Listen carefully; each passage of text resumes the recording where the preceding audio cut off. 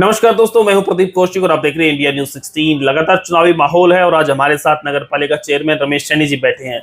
हाल ही में चर्चा रही कि बीजेपी से इन्होंने चुनाव लड़ा, लेकिन राव दान सिंह और दीपेंद्र सिंह हुड्डा का इन्होंने कार्यक्रम करवाया। तो क्या बीजेपी ये छोड़ चुके हैं या कांग्रेस पार्टी ज्वाइन किया है? अभी ये सिर्फ बातें चल रही हैं। एक लेटर भी वायरल हो रखा है कि इन्होंने भाई दान सिंह जी का कार्यक्रम करवाया तो इन्हें चेयरमैन छोड़नी पड़ेगी। ऐसी बहुत सी बातें चल रही हैं। वो सारी बातें आज चेयरमैन साहब से मिलकर क्लियर करेंगे। आपके बहुत से सवाल थे, वो भी आज पूछेंगे। तो बातचीत करते हैं रमेश सैनी जी से। नमस्कार सर। जी नमस्कार जी। कैसे हैं? बहुत बढ़िया जी। तो क्या पूरा मामला क्या है? एक लेटर वायरल हो रहा है कि भाई रमेश सैनी को चेयरमैन छोड़नी पड़ेगी। तो पहले तो उसी पे बताएं आप, क्या है वो मामला?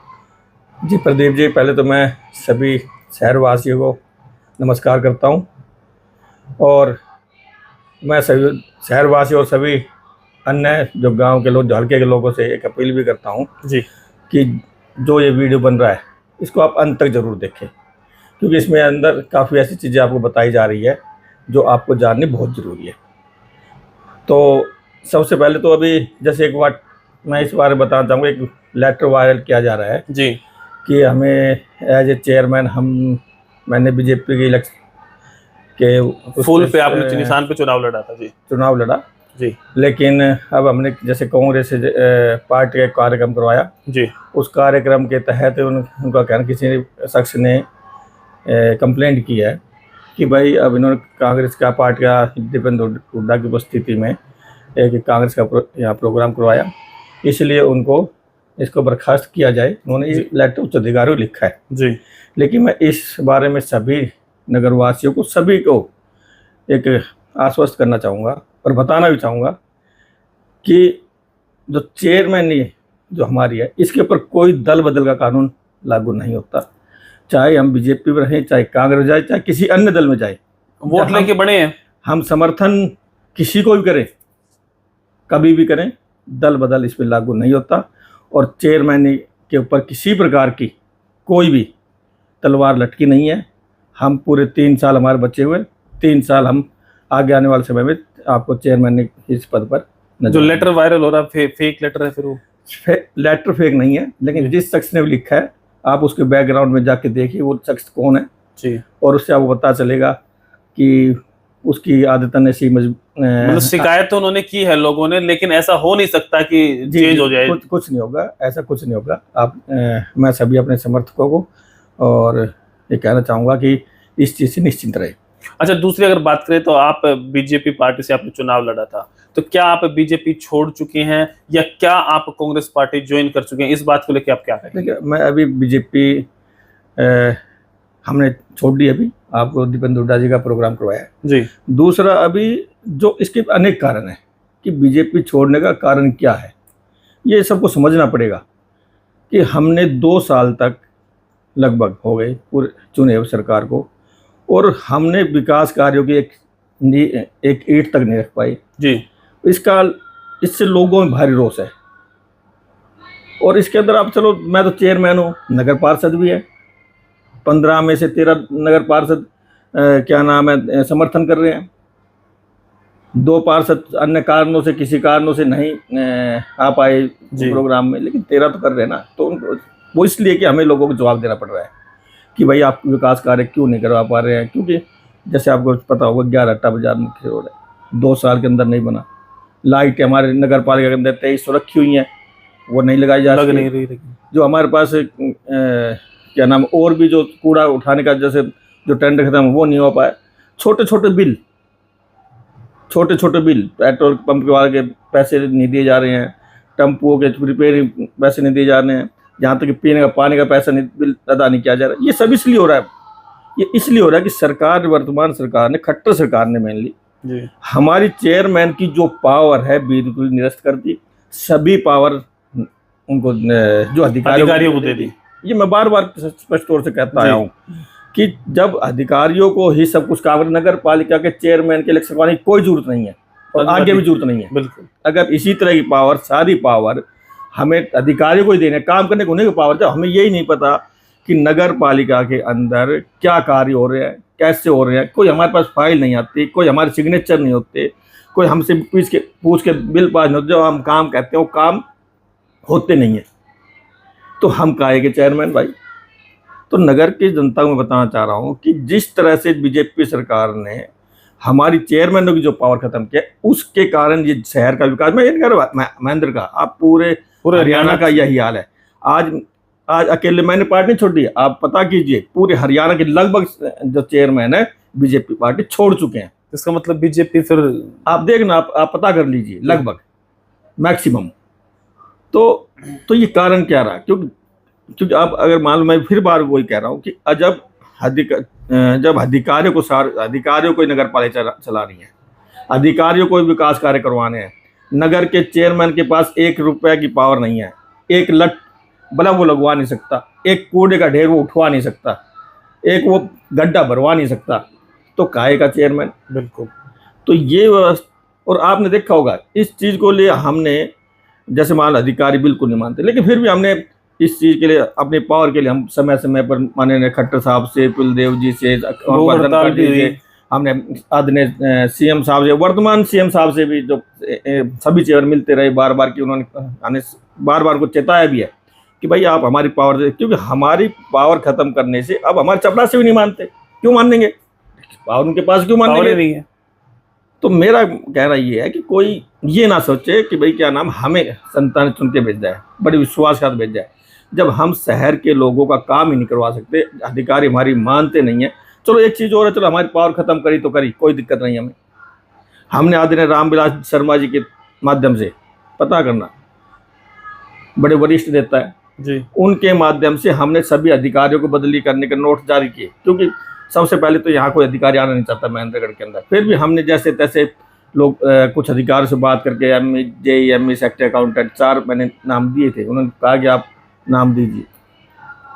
वो नाम नगर हमने आदरणीय रामविलास शर्मा के माध्यम से ट्रांसफर के लिए दिए, चारों नाम आज तक, उन बातों को 1 साल हो गया। शर्मा जी उसके लिए आदरणीय पहले खट्टर साहब थे, उनसे कई बार मिले, कमल गुप्ता जी से मिले, मंत्री जी थे, और समय उनको फ़ोन भी करते रहे कि हमारे जो अधिकारी भ्रष्ट है, आपको पता ही है किस तरह का उन्होंने भ्रष्टाचार मचाया, उनकी क्या नाम बदली के लिए आदरणीय रामविलास पूरा जोर लगाए, लेकिन वो उनकी बदली नहीं करवा पाए।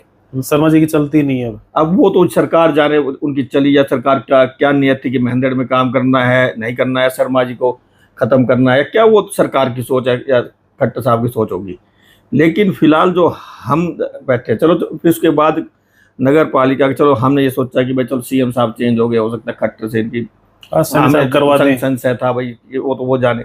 लेकिन फिर भी मुख्यमंत्री सैन साहब आए, उससे हमारे भी नज़दीकी रिश्ते हैं, हमारे घर पे भी आए, हमें भी बड़ी उम्मीदें थी कि भाई जब ये आएंगे तो शहर के अंदर काम होंगे, और उसके लिए मैं कई बार सीएम साहब से मिला, उनके चंडीगढ़ आवास पे जाकर मिला, लेकिन वहाँ नतीजा शून्य। कुछ हम अधिकारी की बदली के मैं खुद मिला, शर्मा जी मिले, लेकिन कोई उन पर कार्रवाई नहीं हुई। मैंने इनके भ्रष्टाचार की शिकायतें की, कोई कार्रवाई नहीं हुई। बाकायदा मतलब बार जब अधिकारी, बल्कि हम भ्रष्टाचार की शिकायत करते, अधिकारी हमें चैलेंज करते थे कि आप हमारी बदली करवा के दिखाइए। अधिकारी हमें चैलेंज करते थे कि आप या शर्मा जी हमारी बदली करवा के दिखाइए। जब शर्मा जी कहने से, मेरे एज चेयरमैन कहने से, अगर सरकार उनकी बदली नहीं कर रही है और अब वो हमारी बातें नहीं मान रहे, तो शहर का विकास कैसे होगा? सबसे पहले अब हमें, आप पूरा हाउस बैठा, किसी पता करना 2300 लाइटें आई हुई पड़ी है, चलो और विकास कार्य पता टेंडर लगेंगे नहीं लगेंगे, कुछ होगा नहीं होगा, 2300 लाइट आज से 7-8 महीने से पहले यहाँ रखी हुई है। उन 2300 लाइटों को लगाने के लिए हम अधिकारी कह रहे हैं हम टेंडर करेंगे। टेंडर की जरूरत है, कम से कम हम पूरे हाउस ने ये कहा, मैंने खुद ये कहा कि भाई आप इन लाइटों प्रत्येक वार्ड के सदस्य को 10-10 लाइटें दे, अपने लेवल पर लगवा लेंगे, आपके टेंडर की जरूरत नहीं है, उनके डोर ये खुद लगवा लेंगे। लेकिन वो भी देने को तैयार नहीं थे कि नहीं देंगे। और इसकी शिकायतें हमने सीएम साहब तक की, वर्तमान सीएम साहब तक की थी जी, लेकिन उस पर भी कोई कार्रवाई। अंत में जब हमें देखा कि चारों ओर से रास्ते बंद हो गए, शहर के काम नहीं हो सकते, हमने धरना दिया, शहर के लोगों का बड़ा समर्थन मिला, पूरा बाजार बंद रहा, और हमें लेकिन उस दौरान भी 7 दिन तक हमारे करने के बाद किसी भी अधिकारी ने, मतलब किसी भी बीजेपी के नेता ने या किसी भी संगठन के नेता ने आके ये नहीं पूछा कि आप क्यों बैठे। हमारी मांग क्या थी, 11 अट्टा बाजार बनवा दीजिए, हमने कहा लाइट लगवा दीजिए, हमारा कूड़ा उठवा दीजिए। ये कोई हमारी पसंद नहीं थी, शहर के लोगों की वो थी। अभी आप ये कह रहे कोई नहीं आया, लेकिन अभी जो प्रत्याशी है शायद वो तो आए थे, उन्होंने फोन भी किया था जो आपके उच्च लेकिन उन्होंने किया, ठीक है, वो आए, लेकिन उस समय उनको भी नहीं पता था कि भाई क्या ना हमें टिकट मिल जाएगी। जी जी, लेकिन वो आए थे जनरली वैसे आए थे। लेकिन उससे हुआ कुछ नहीं। मतलब कह रहा हूँ, हमें बीजेपी सरकार, हमें ना प्रत्याशी शिकायत है ना हमें बीजेपी सरकार से शिकायत है, काम नहीं हो रहे उससे शिकायत है। उन्होंने हमारे मैंडेट के ऊपर कोई ध्यान नहीं दिया। और दूसरी बात यह है कि जब हमने बार बार से हमने धरने बैठे तो आज डायरेक्टर आए यहाँ पे जी, अब डायरेक्टर हमारे 2 बार दौरा कर चुके और इन्हीं अधिकारियों को सख्त निर्देश दे के गए कि भाई ये करो वो करो, लेकिन उन्होंने कुछ नहीं किया। एक दिन पहले दिन ही खड़े होकर खुद डायरेक्टर ने उसी दिन रोड़े डलवाए थे, खुद ने खड़े होकर। उसके बाद आज तक की डेट है, कुछ नहीं हुआ। दोबारा दौरा कर गए, कुछ नहीं हुआ। जब डायरेक्टर स्तर का नेता क्या नाम है उच्च अधिकारी यहाँ आके वर्तमान में अधिकारी को ये कहता है कि आपको आज लाइट लगानी है, आपको कल ये रोडे पड़ जाने चाहिए, और उसके बाद दोबारा उसकी रिव्यू होती है और फिर भी नहीं काम होता, तो आप ये सोच सकते हैं कि महेंद्रगढ़ के अंदर विकास कार्यों को कि मतलब नहीं करने की मंशा किन की होगी, किन की नहीं है। अब रही बात कि भाई बीजेपी छोड़ने की नहीं छोड़ने की, क्यों छोड़ दी, वर्तमान में कैंडिडेट बदल गया, वो हो गया। लेकिन ये देखो, हमने सर, मैं फिर कह रहा हूँ, जब मैंने इलेक्शन लड़ा तो मैं तो निर्दलीय लड़ने वाला था जी, कि हमने बीजेपी पार्टी को इसलिए ज्वाइन किया कि वो सरकार में हमें लग हिस्सेदार, सरकार चला रही थी जी, काम हो सकता है। हमने ये कि भाई काम हो सकते हैं, क्यों शहर पिछले 5 सालों उससे पिछले 5-10 सालों में काम हमने इसीलिए ज्वाइन किया। लोगों ने बड़ा विरोध किया आप बीजेपी ज्वाइन ना करें, लेकिन फिर भी हमने लोगों के विरोध को देखते हुए भी फिर भी बीजेपी ज्वाइन की और उसकी टिकट पे लड़े और जीतते और शहर में विकास कार्यों को लेकर आगे बढ़ने की कोशिश की। लेकिन उसके बावजूद भी क्या ना, अगर हमारे हाउस की मंशा में कोई वो नहीं है कि हम कहाँ विकास कार्य के ना, हमने बड़ी पूरी कोशिश की, मतलब हमें जहाँ जाना चाहिए था वहाँ हम गए। लेकिन अब हमने जब सब कुछ हमें लगा कि अब ये कुछ नहीं हो सकता, तो हम लास्ट में क्या होता है, वोट की चोट होती है। बिल्कुल, बीजेपी को वोट की चोट करेंगे, बिल्कुल करेंगे। इसमें कोई ये कहता है आपने टिकट लड़ा, तो अब वो हमने 2.5 साल निकाल दिए, अब 2.5 साल हम नहीं निकालना चाहता है। तो अगर चलो आ भी गई बीजेपी से, तो हमारी तो पावर तो वही है, पावर तो हमारे पास है ही नहीं कुछ भी। अब पहले चेयरमैन के पास क्या नाम, सेक्रेटरी चपरासी की तरह खड़ा रहता था, आज चेयरमैन को चपरासी की तरह सेक्रेटरी सामने खड़ा होना पड़ता है। मान सम्मान को बड़ी ठेस, हमारे बड़ी ठेस बचाई है सरकार ने हमारे मान सम्मान को। एज ए चेयरमैन कहता हूँ, मान सम्मान बड़ी चीज़ होती है। दूसरा, शहर के विकास कार्य बिल्कुल नहीं हो रहे हैं, और हमने जब चलो हमारी पावर गई, लेकिन हम शिकायतों पे भी अगर काम कर देते, शिकायत पे भी काम नहीं हो रहा, कि हमने कहा वर्तमान अधिकारी से काम नहीं कर रहा, ये भ्रष्ट है, उस पर भी कोई कार्रवाई आज तक नहीं हुई। मतलब साफ शब्दों में अगर बात करें तो आप बीजेपी छोड़ चुके हैं, कांग्रेस ज्वाइन कर चुके हैं। हाँ जी। दूसरी चीज अब आते बात, भाई आपने प्रत्याशी बदलने से कुछ नहीं होता, सरकार वही है, चेहरे वही हैं। अब रही बात कि भाई हमने बड़ा सोच विचारा, ऐसा नहीं है कि भाई चलो, अगर मुझे ये लगता, क्योंकि हमें ये लगता कि आज बीजेपी सरकार आने वाली है, बड़ा विश्लेषण किया है हमने इस बारे में। हमने सभी चेयरमैनों से बात की है पूरे हरियाणा के, हमने अलग अलग क्षेत्रों में जाके बात की है, अपने लैब में सर्वेक्षण देखे हैं, बड़े बड़े सर्वेक्षण देखे हैं, कहीं पे भी बीजेपी सरकार हमें आती नहीं लग रही है। हम अगर बीजेपी सरकार नहीं आए, कोई बहुत बड़ा उलटफेर हो जाए, बहुत बड़ा जी, तो ही बीजेपी सरकार आ जाएगी। तो क्या आपको ये लगता है कि राव दान सिंह जी अगर यहाँ से बनते हैं, जैसे आप बता रहे हैं, मैं बताऊंगा, मैं उसी पे आता रहा हूँ कि बीजेपी, मुझे लगता है अगर हो सकता है कि बड़ा उलटफेर हो जाए, बीजेपी सरकार आ जाए, बन जाए। लेकिन आज कोई सर्वेक्षण ये नहीं कहता बीजेपी सरकार आ रही है।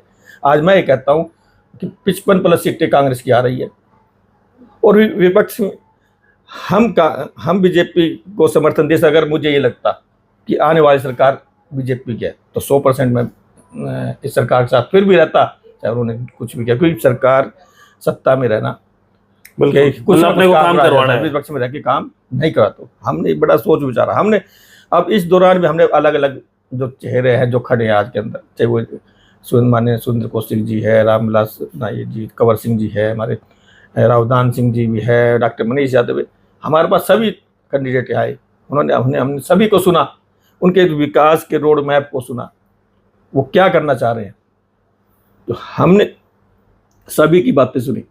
लेकिन जो हमने जो विकास की बातें जो रावदान सिंह की के मुंह से सुनी, कि मुझे लगता है, क्योंकि अगर कांग्रेस की सरकार थे, मेरा मानना है कि वो एक बहुत बड़े पद के आसीन होंगे, वो हो सकता है उप मुख्यमंत्री बन जाए, नहीं तो कैबिनेट के स्तर के मंत्री जरूर बनेंगे जी। और उनके सरकार के अंदर सिर्फ हिस्सेदारी ही नहीं, एक बड़ा पद उनको मिलने जा रहा है।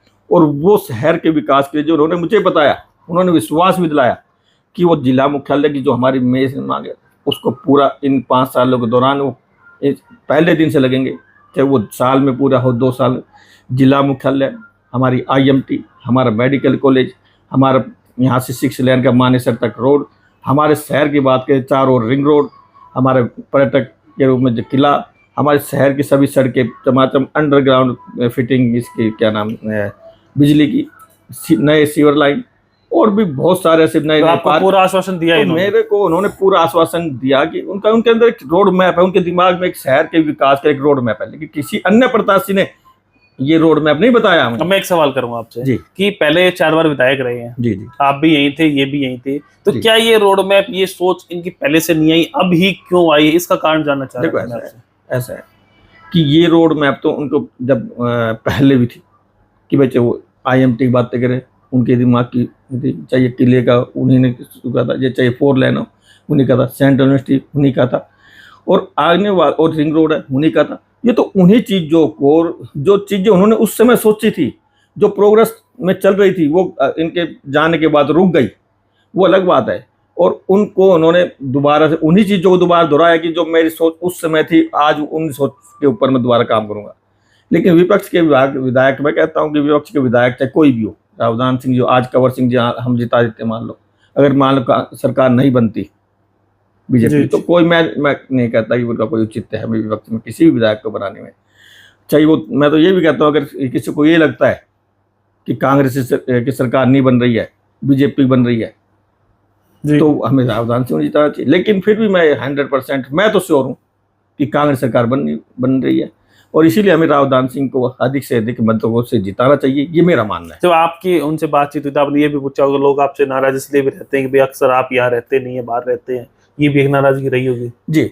उसमें भी मैं भी बताना चाहूँगा कि ये मुद्दे मैंने उठाए हैं, आप सुन लीजिए, मैंने उनको उठाया मुद्दा कि रावदान सिंह जी आप यहाँ रहते नहीं हैं, हमने उनको ये बताया कि आप शहर में शांति, आपके समय में शहर के अंदर शांति नहीं रही, नो डाउट जी, लेकिन शहर में विकास कार्य जरूर हुए हैं, लेकिन शांति, लोगों को पहले शांति चाहिए फिर विकास कार्य चाहिए, शांति नहीं तो विकास। तो उन्होंने कहा है कि अब की बार अगर मैं बनता हूं तो मैं यहाँ रहूंगा। उन्होंने ये कहा है कि मैं कि 3 दिन मेरा अक्षत राव यहाँ रहेगा, 2 दिन मैं खुद रहूंगा, 2 दिन हमारे कोई रिश्तेदार यहाँ रहेंगे शहर के अंदर, और उन्होंने ऑफिस बना रहे हैं यहाँ पे, और उन्होंने पक्का समर्थन, पक्का ये विश्वास मेरे को दिलाया है, और हमने लोगों को दिला जहाँ दिलवा रहे हैं कि मैं ये चीजें करूंगा। दूसरा, शहर की शांति को बिगड़ने नहीं दूंगा, ये हमारा प्रमुख मुद्दा रहा, हमने जो उनके सामने उठाया।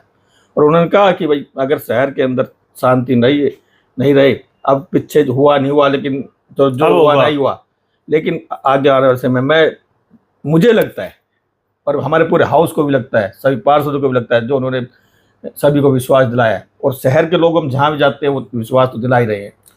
तो आने वाले समय में शहर में कि उनका कहना है कि शहर में अशांति नहीं फैलने देंगे, साथ में शहर के विकास कार्य होंगे और बहुत जोर से होंगे, और मुझे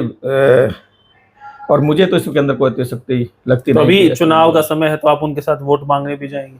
बिल्कुल जाएंगे, जहाँ मुझे लगेगा कि उनको हमें वोट मांगने चाहिए, जहाँ हम उसके लिए वोट पूरी सपोर्ट करेंगे, और मैक्सिमम, क्योंकि जितनी बड़ी जीत यहाँ से करके भेजेंगे उतनी बड़ी यहाँ पे हम सोच रहे हैं कि उनकी भागीदारी सरकार के अंदर। एक आखिरी सवाल है, छोटा सा है, कम शब्दों में जवाब देना। आप शर्मा जी के साथ काफी रहे हैं, क्योंकि 2.5 साल तो आप चेयरमैन ही होंगे, तो शर्मा जी की टिकट कटने को लेकर आप क्या सोचते हैं?